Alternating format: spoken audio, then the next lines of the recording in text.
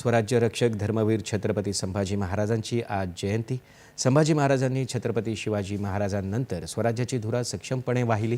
स्वराज्यासाठी त्यांनी अनेक मोहिमा यशस्वीपणे राबवल्या। असामान्य शौर्य, अजोड पराक्रम, अनेक भाषांवर प्रभुत्व, संस्कृत पंडित, व्यासंगी व्यक्तिमत्व, समाजकारण, राजकारण, अर्थकारण अशा अनेक क्षेत्रात संभाजी महाराजांनी निर्विवाद वर्चस्व गाजवलं। मुघलांचा शर्थीनं सामना करणाऱ्या छत्रपती संभाजींना 1689च्या सुरुवातीला मुघल फौजांनी कैद केलं। संभाजी राजांना जीवदान हवं असल्यास धर्मांतर करावं लागेल अशी अट औरंगजेबानं घातली।